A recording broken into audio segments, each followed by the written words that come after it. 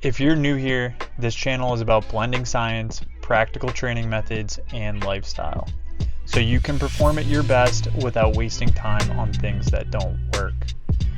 I'm Craig Doran, a performance coach with over a decade of experience and a master's in exercise science. Here's the thing though, I actually live the things I teach. From ultramarathon to unconventional training methods, you can see what works and what doesn't.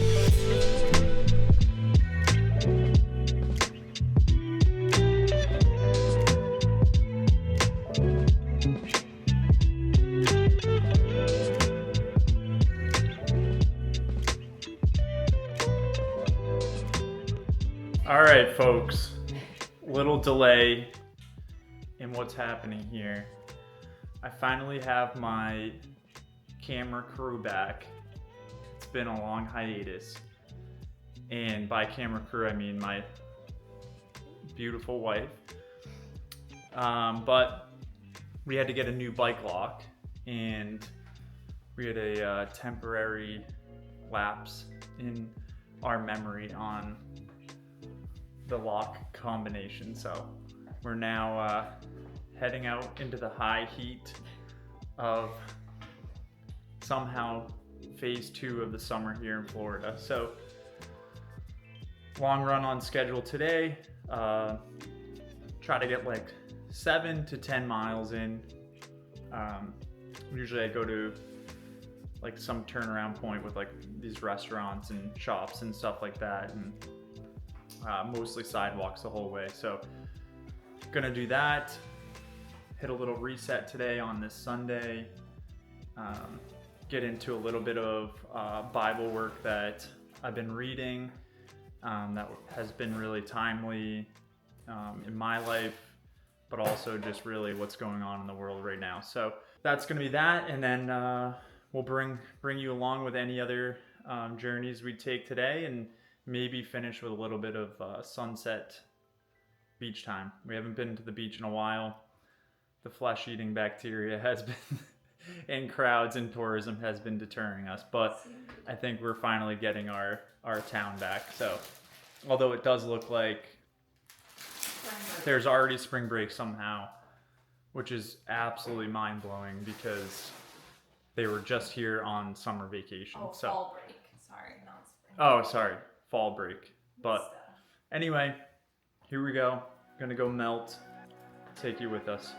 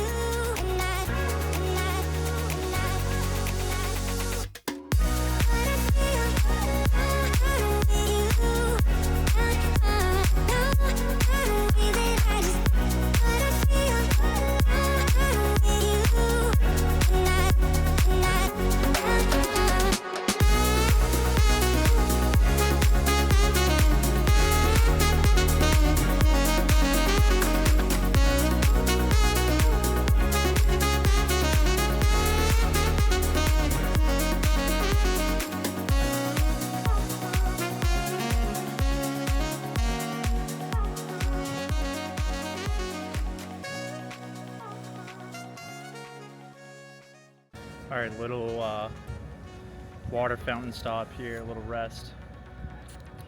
Is it just me, or it's been like decades since I've drinking from a water fountain?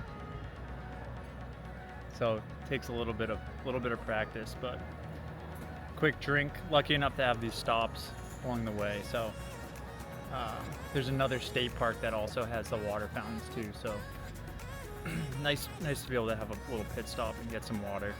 So just waiting on Lauren, and then we'll be back on the road. Was forever ago. I know, that's like what you use in school. All right, turnaround point, 4 miles.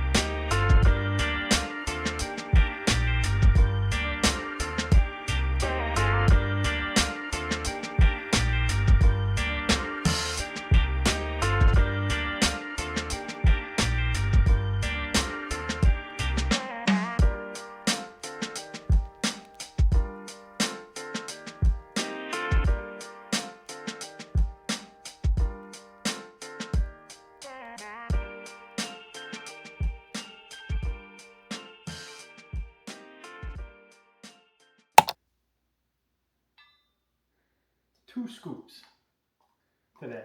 Lots of sweating 1,000 today. mil. I know I should probably double up. I want to Yeah, yeah. Hotter than you were I expecting. do put salt in my oatmeal though. But yeah, much hotter than I was anticipating.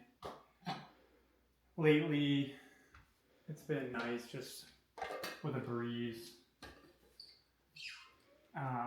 Which is crazy to see like how much temperature changes your performance. I was joking when we went home to Maine that my Garmin, my VO2 max, like went up like 3 points from just doing like a regular zone 2 run. So definitely makes a difference.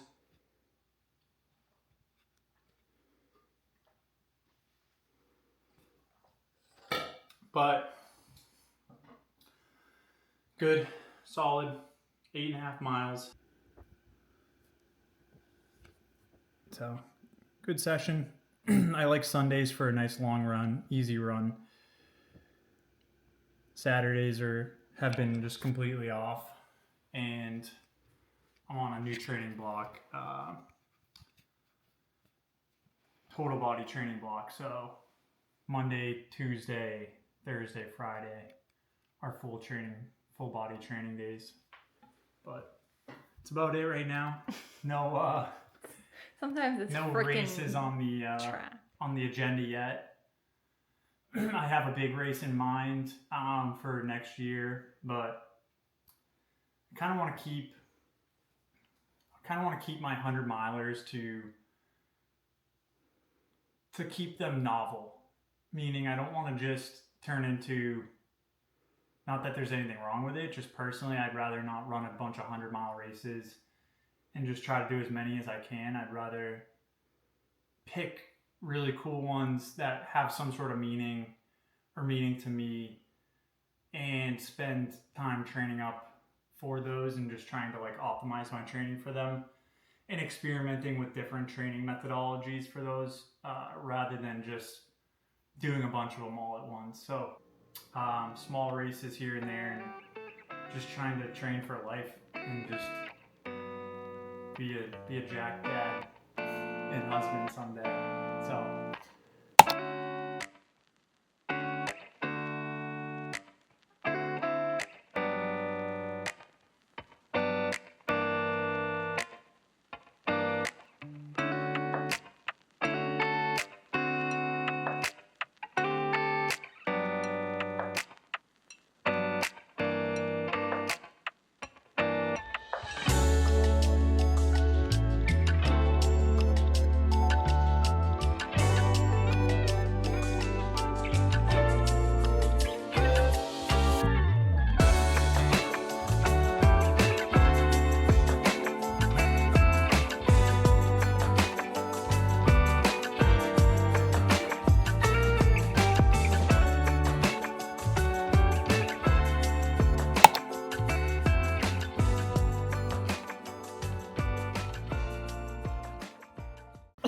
smoke show inferno in here. The things I hate the most. But it doesn't need to be long though, because then it just goes in the oven. This is what the potatoes will go on. Okay.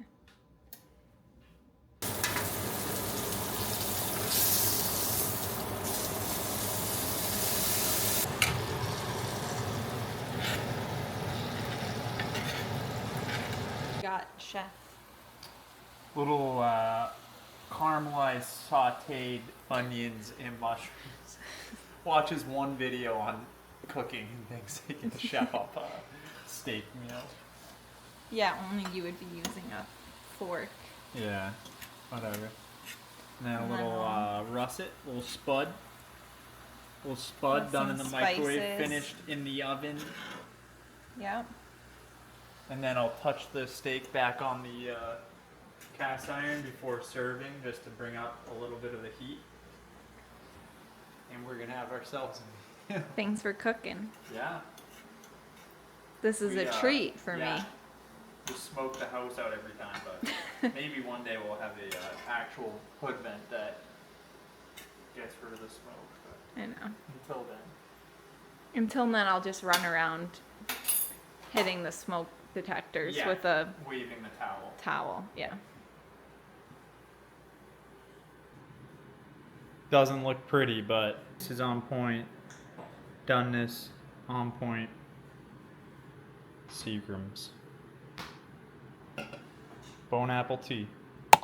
I want to talk a little bit about what I've been reading in my Bible. NLT.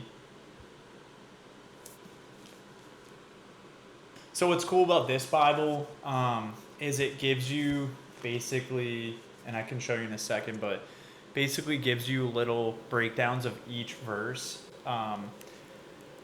which is pretty helpful if you're not really well versed in like the Bible or reading the Bible. It's helped me on my journey with faith.